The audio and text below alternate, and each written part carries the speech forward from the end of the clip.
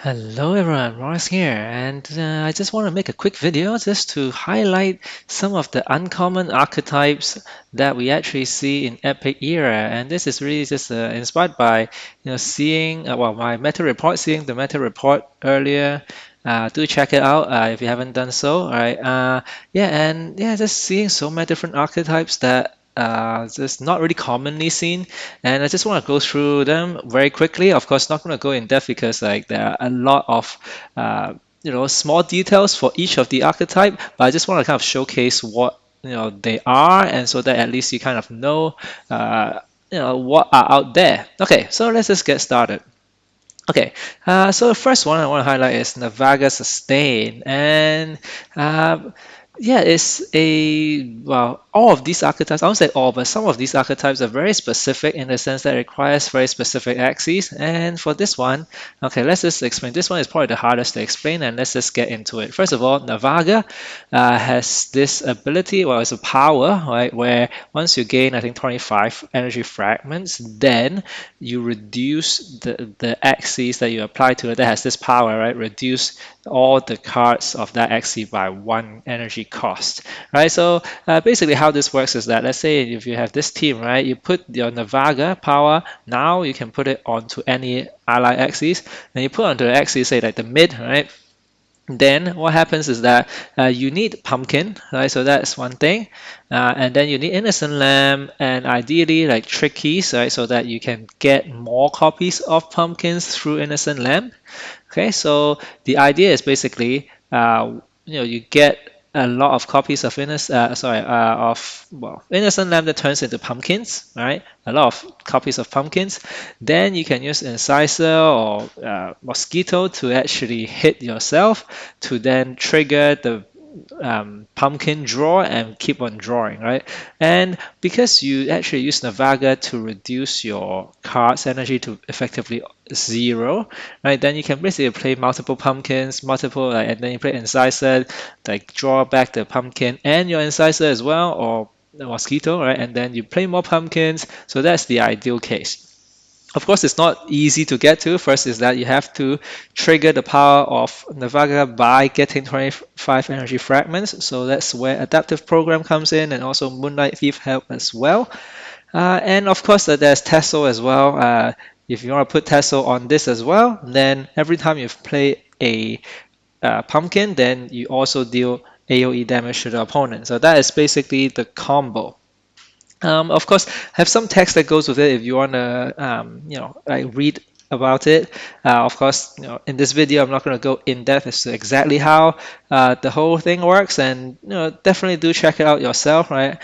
Most of these, actually, all of these screenshot is from Axie.io. So yeah, just go into Axie.io or just any other leaderboard and just check out the teams and even watch the replays and see how they work. Okay, so that's basically for Navaga, right? Just getting a lot of Navaga sustain, like getting a lot of shields, draw again. So in a single turn, right, you can play like 10, 20 pumpkins, right? In a way, it can be infinite if you happen to just keep drawing pumpkin and incisor and just keep rotating through your deck. Okay, so that is for Navaga sustain combo, right? Another combo that we have is confused. So for those of you who have been around in the swirl era, right, I would say, then this is basically something similar.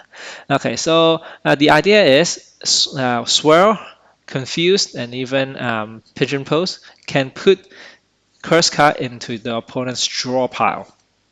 And so what can happen is that let's assume you get to 5 energy, right? And basically you can just play 5 of those cards, right?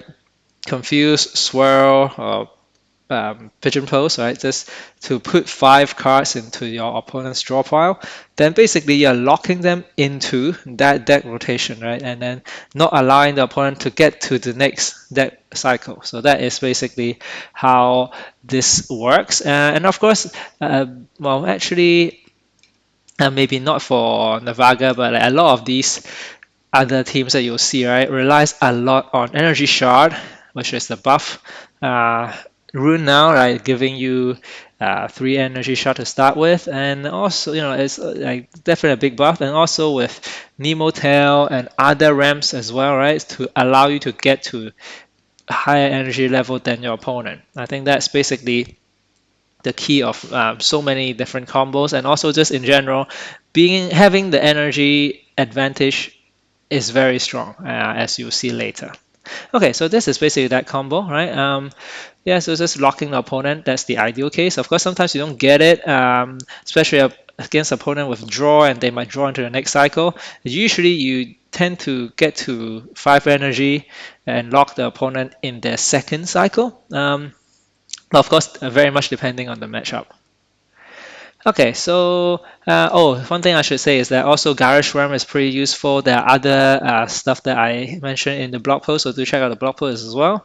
That could be useful for particular team, right? So Garage RAM I think is pretty useful just to discard opponent's card that they can't really keep a lot of cards in hand and burst through your axes. So yep, so that's for the confused team. Okay, let's just go to Sponge. So Sponge typically you see in the Mystic era with Heart of Ocean, but actually in this era, funny enough, Sponge has changed to 2 energy, makes it more playable, right? Easier to play in a turn.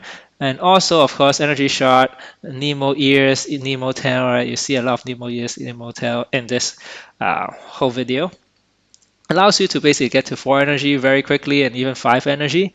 And of course, then it gives you an energy advantage, allows you to basically shield and just keep your axes alive while building the bubble bombs, right? And of course, a lot of bubble paste and basically using the uh, charms to get the bubbles and then convert those bubbles into bubble bombs. So yeah, it's then of course once you get enough bubble bombs, you can just release them. Of course, depending on the matchup, then you decide whether you want to release them in one go or you want to release them when your X is still alive. So yeah, so that is for Sponge. And okay, next one, Tri-Spike Poison. We actually see this one in the rare era as well. And now with Venom Master, Prehistoric Armor, Last Wish, right? Yeah, make it even stronger. So to be honest, not much to say here. It's the same as before, but if you haven't seen this, it's basically using the power of actually the buffed. What's that called again? I always forget about the charm, right? Viper's Venom, right? So this charm basically now deals 3 poison stack, right, when hit, right? If you put it on a multi-hit card like Tri-Spikes, right, it effectively deals 9 stacks, right? It's because it hit 3 times. Even if you put it on a Kataro, it still does 6, right? So it's actually pretty significant because these will add up, right? You keep playing these, and the Tri-Spikes, Kataro, they already deal damage, but they also actually deal quite a lot of damage, especially with the spears, right? And of course, the spears give you these spikes as well. That goes well with Cyborg, adds more poison stacks. And of course, the Gecko Eyes here proccing the spikes so that your Tri-Spikes deals even more damage.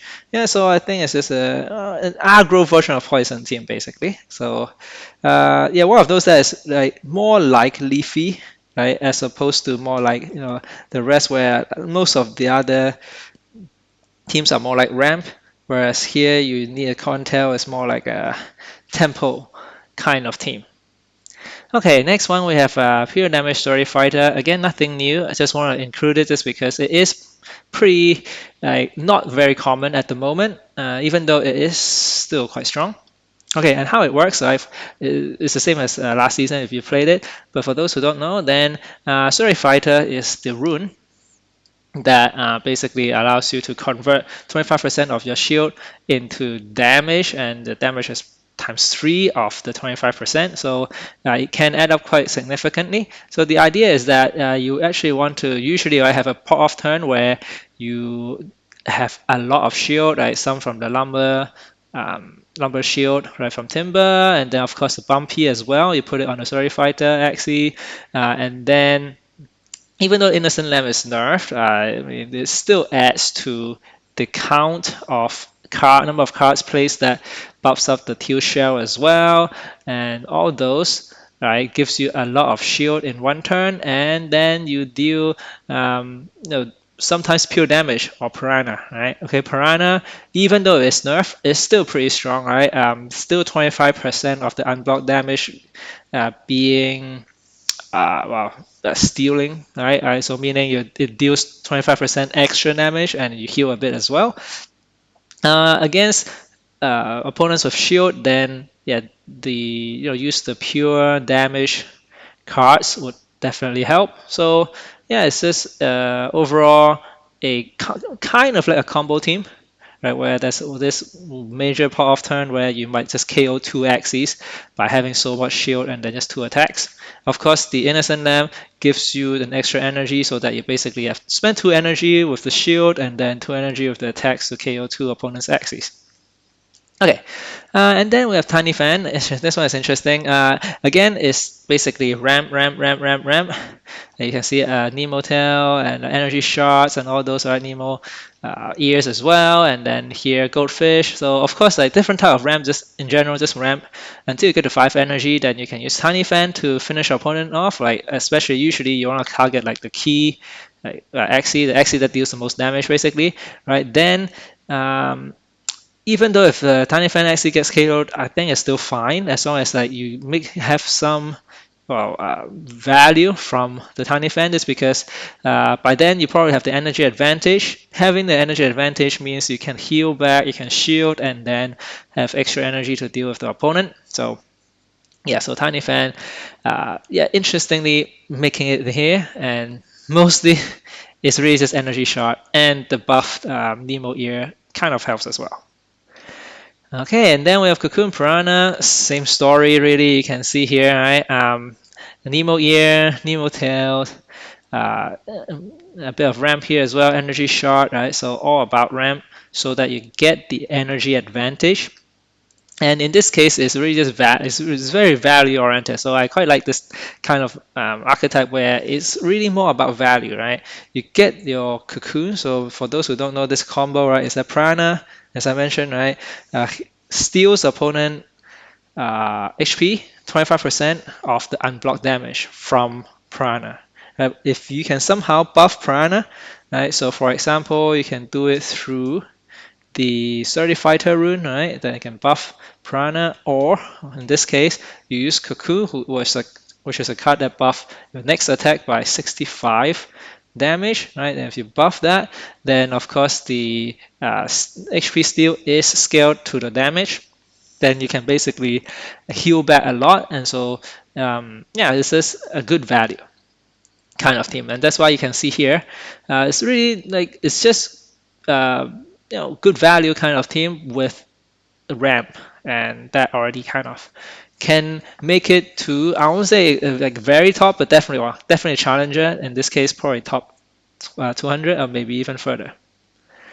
And similar story for Sandal. Of course, this is not the only way of running Sandal, but here again is literally Tiny Fan. Sorry, not Tiny Fan. Nemo ears, Nemo tail, energy shot, Moonlight Thief, just to get the energy advantage. Then in this case, it's about abusing the sandal or the buff sandal now, 130 damage base level. And if you have vulnerable, right, with the eyes and even Babylonia, right, or fragile, depending on whether the opponent has shield. Of course, ideally you want to have both debuffs on the opponent, then you play a sandal and it will deal 200 something damage, right? Sometimes could be even 300 something, right, with Hardy Warrior. So I can imagine this can just one-shot opponent from like 400 if it has all the debuffs and yeah, and bubbles and stuff adds to it. So yeah, so actually, yeah, I didn't really put a screenshot here, but I've also seen actually one of the top players playing Leafy with double sandals as well. So of course with like some vulnerable stuff as well. So yeah, sandals actually very flexible. You can just put it anywhere. I mean, it's literally just a card, right? That just synergizes well with anything that with debuff, especially vulnerable or maybe fragile. Okay, finally we have Purge. So Purge is again not a new archetype. We've seen this from previous seasons. The reason I highlighted is that usually you actually see Purge more in the Mystic era with Endless Anger as well, so make it easier to get to the 6 energy Purge. But in this case, it's still viable somewhat. Of course, it's still like not like the most competitive team, but it definitely is still viable. So how it works is now you have adaptive programs still trying to ramp, right? Can get to full energy relatively quickly while shielding, especially with the ant kind of thing. Have the ear, Nemo, ear, and tail just to get an extra ramp as well.